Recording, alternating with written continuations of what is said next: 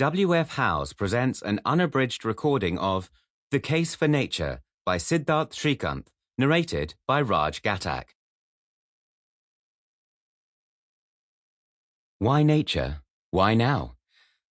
To our right, just across the monsoonal river, lay a forest of sal trees, the constant hum of the cicadas in the undergrowth, punctuated only by the escalating call of an Indian cuckoo.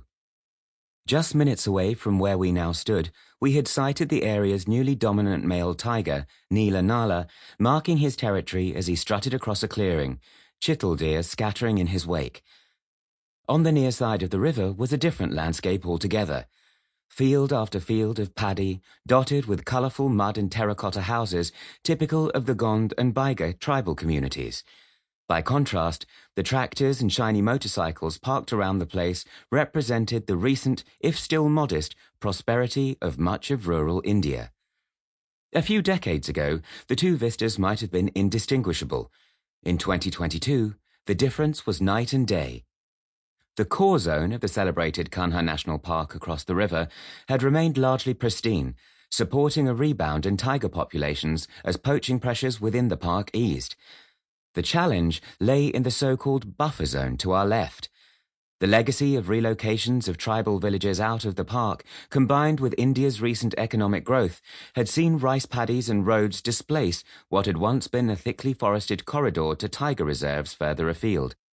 A previously vast interconnected natural ecosystem across the central Indian highlands was becoming little more than a set of scattered wildlife refuges in a landscape increasingly defined by human influence. A week later, I encountered a similar scene in central Indonesia.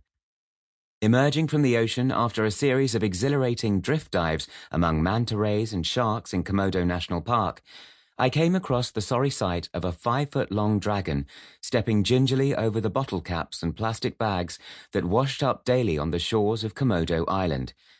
Seen from above, the verdant, protected islands of the Sape Strait make a striking contrast with the boomtown of Labuan Bajo, where concrete radiates out from what had just years ago been the richly forested western tip of Flores. Both Kanha and Komodo, success stories of an early wave of 20th century environmentalism, are exemplars of fortress-style conservation, a philosophy that seeks to define protected areas, protect them actively, and typically rid them of human influence. But both are now bumping up against the limits of what fortress conservation can achieve, surrounded as they are by growing economic pressures.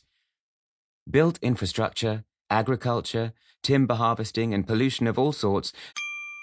Sample complete. Ready to continue?